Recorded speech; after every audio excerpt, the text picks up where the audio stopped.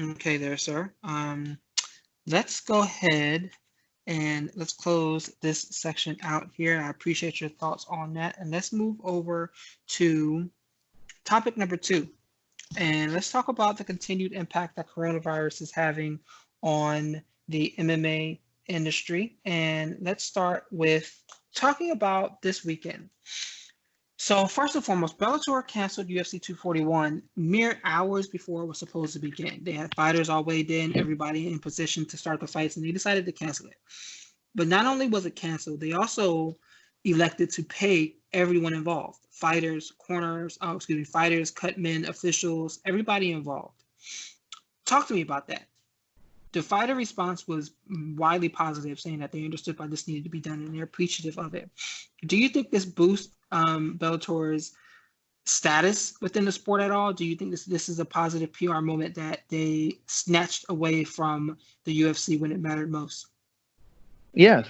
I mean, it's the fact of the matter is their fighters didn't have to put themselves at unnecessary risk, and all their fighters who made weight and did everything got their money. I mean, how do you not consider it a win for Bellator when the UFC, which is the bigger, more established, and for all intents and purposes, the more successful and financially stable company, is making guys expose themselves to adverse situations just to make their money, and Bellator is not. I'm not saying Bellator is comparable as far as the level of competition or maybe even the quality, but in a sense like this, sometimes how you're treated matters. You could go to a place that has food that's a restaurant, the food's a 10 there, but the service is a 3. Another place, the food's, let's say, an 8, but the service is a 10. You'll take that 8 because you want to be treated a certain kind of way. And you're not you might want the best, but when you get the best, you want to be treated the best way too. And in this instance, the UFC's kind of looking like makes Dana look like he's a egomaniac and kind of makes them seem like they don't have any concern for the fighters' well-being or their health outside of fighting. Like, hey, you fight, that's all I care about. Whatever problems you have before or after is not my concern. I only care about you showing up and fighting. Do you think that this will cause more fighters to look at Bellator as a possible option when the contracts come up? I think if you're a certain caliber fighter, you already look at it. I know a lot of people in different camps, and a lot of them. If you get a big enough name in the UFC, like where you're some kind of familiarity, you have some kind of name value, you always look to explore the Bellator option because the Bellator option allows you to have sponsors. It have as many sponsors as you want, allows you to fight in different organizations, allows you to do different things, box, fight in Risen, whatever other things you want to do, wrestle. It gives you the freedom to do that and it allows you to get sponsors. The thing with the UFC is being a UFC fighter carries a certain amount of cachet, especially if you're competing in the highest level of it as far as contenders or maybe having a belt. The Bellator really can't compete with that. The UFC, it's like playing overseas pro as a basketball player. You get a lot of acclaim for that, but then if you play in the NBA, you're still more well known. You have more opportunities. You're a bigger star in the country you come from. Whether it's Brazil, China, whatever. If you fight in the UFC, you're just a bigger star. But I think a lot of fighters already consider it just because of the financial aspects. Fighting is a very short-term career, and if you have any sort of name value, Bellator can kind of maximize your earnings in a very short period of time. Maybe you won't fight the best competition, maybe you won't have the biggest name, but the paychecks overall are going to be quite a bit better than what the UFC has to offer because you have multiple income revenue, multiple streams of income coming in outside of just your fighter salary. So let's talk about the UFC aspect of it now. They canceled the next 3 events, but they refused to cancel UFC 249. What are your thoughts about them canceling their shows? And also, do you think UFC 249 actually occurs? I don't believe it does at all. I think they're trying to avoid some kind of legal thing. I think, because I started thinking, let's say these fighters get it, and I don't think they tested the fighters before, if I'm correct. If at some point, a lot of these fighters live with people, live with their parents, have kids, and, there's a lot of stories of fighters with kids and parents and wives and grandparents who they live with or live next to who have health problems. If you somehow get this and you pass it to someone who's got cancer or lung problems or whatever going on, that might be a death sentence for him. And since the UFC didn't test many of them before, who's to say they didn't get it fighting at the event? There's no proof to that, but there's no proof against it either. Um, it just it's just the best thing they can do right now. They're trying to make sure the Tony and Khabib fight happens because that fight's been on deck how many times and been canceled? So this would be like the third or fourth time the fight's been canceled, when things go back to normal, takes all the luster off the fight because people are going to be like, this fight always gets canceled. I'm not buying tickets for this. I'm not buying this pay per view until I see him the day before the fight, and even then I might not buy it because something might happen in between there. So he really wants to make this fight happen because every time this fight gets canceled because somebody got injured or something happened, it just takes some of the luster off the fight because people can't really get excited for it because it always seems to fall through some way somehow. If they make it, well, let me pause this. If they cancel it, when they cancel it, I don't think this fight is occurring. Do you think they make it again? I think they might take a more appealing fight first.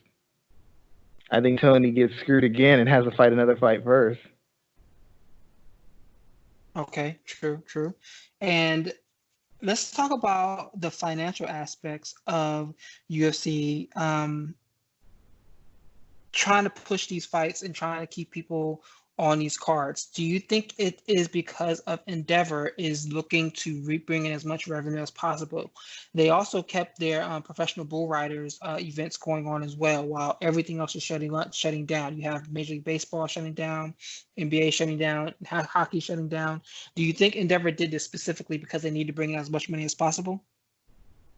I think that's some of it, but I think a lot of it is just trying to take over in the void of sports. Like we don't have any competition. If we maintain our presence, then we can curry favor with the fans. Because when everything comes back, we can say we still perform for y'all. We're not like those millionaires over there who consider their own safety first or consider their own well being first. We didn't look out for our brands. We looked out for the fans who wanted to see fights. So I think they're trying to exploit the vacuum in sports right now, and hopefully establish favor with the fan base, and maybe get a bigger part of the market when things come back to normal. But do you think fans will be quick to respond when it comes back to normal? Do you think that people will be ready to bounce right back into the mixed martial arts space? Well, they'll bounce back now because what was everybody saying before? There's just so many fights and so many weak cards and so many events. I mean, now they're gonna have to take a break, and I believe that when they start having these cards, they're gonna start coming back with heavily stacked cards to kind of get the attention back. Because when they come back, if everything goes to norm, then all the other sports are gonna come back, and they're really gonna have to stand out. Say that again. I said I believe they're going to come back with stacked cards, trying to really stand out and really make an impression on the fans. Because if the other sports come back at the same time, then they're going to have competition, and if the other sports don't, they're going to want to put out a really hot project so that the fans it'll make an impression on them. They'll hopefully carry over in the next couple of years or so. Because literally everybody else is just completely out the game right now. And even if they're not fighting, they're still getting attention from the fact that they're willing or trying to force events to happen now. The UFC is still on the front page. Yeah, true. What do you think about the MMA's this lack of coverage of this situation in the sports world? You see ESPN covering MMA almost in a puff type of fashion where they're talking about it as if nothing's really wrong. But in a world where everything else is being shut down, you still have the UFC still trying to push forward. What are your thoughts about that? It's amazing how much people just don't. It's amazing how many fighters who are on the higher end of the earning are insisting on fighting. It's amazing how the fans who are against it and the media who's against it literally don't get any sort of run as far as a national impact and a news story. I mean, it's like a lot of people consider fighters animals or brutes, and it's like they're almost treating them as such because so many people are just like, let them fight. And the severity of this is like either people don't care about the severity because they're fighters, or I don't know. It just makes it makes the dehumanization of the fighters a little bit more real to me. And that's very concerning for me. True, true. And I just wrote a piece about whether or not we're heading for a situation where fighters can unionize. I think they just missed a big opportunity this past weekend. You have the UFC trying to push forward with these 3 cards. You have them contacting organizations saying, "We'll take anybody that's willing to fight, and just send us whoever you got." And people were jumping for it, jumping at the opportunity when if they could have put a stake in the ground and said, "No, this is when we want to be brought to the negotiating table," that did not occur. So do you think this is an opportunity that they missed out on? It is. What have we always said on this show? Everybody talks that stuff until it comes their time to get paid or get the opportunity. Remember Donald Cerrone stood proudly about the pay until he got his check. Remember Jose Aldo? These people, my mates are struggling. I have people fighting the UFC and they can't pay their bills and their wives are pregnant and it's just horrible. And then he renewed his contract. And then he shut the fuck up too. Everybody does this. It's like nobody can get ahead because all the fighters aren't thinking. As I said before, nobody is willing to take the hit for the benefit of the rest of the people. Everybody not only wants to make a name for themselves, they want to be around for the victory lap. They want to get their roses now, and that's not how it works. Not for society, not in race issues, not in gender issues, nothing. The people who are on the front lines rarely get to benefit. It's their family and perfect strangers they never met who get to benefit. These fighters aren't willing to make that sacrifice. No fighter is willing to put his career on the line to make a stand or get on Dana's bad side. They're all willing to turn each other in for the chance to fight. If me and you were fighters, we're in the same camp, and you say, "Schwan, I'm taking a stand," I'm not fighting because I'm not risking my health. I'm like, "Man, I support you, Raphael. Man, F Dana White. Hey, Schwan, they want you in the UFC. I'll take it." That's what happens. So there's never any point where they can make a stand because the minute anybody gets a better offer, they're going to kick the rest of us down the hill to take whatever gold coin Dana White offers. So they have no leeway. They have no ability to make these stands because they can't. They're unwilling to make a sacrifice in their career. And that is just an example of how bad it is.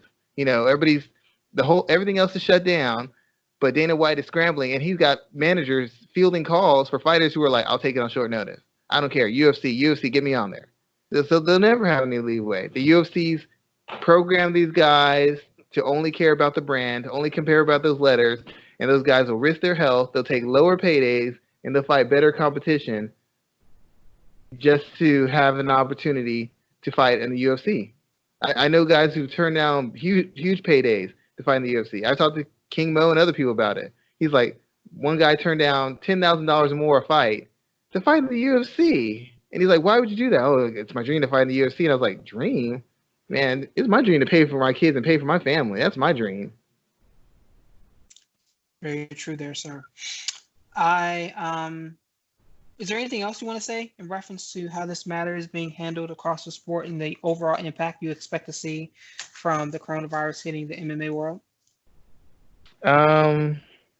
I'm surprised at how bold Dana White is. Like, he really is untouchable. Nobody goes after this guy. Nobody comes for this guy. He just says and does what he wants, and nothing sticks to him. That's the thing it's most shocking to me, but at the same time not shocking at all because that's always been the way it is.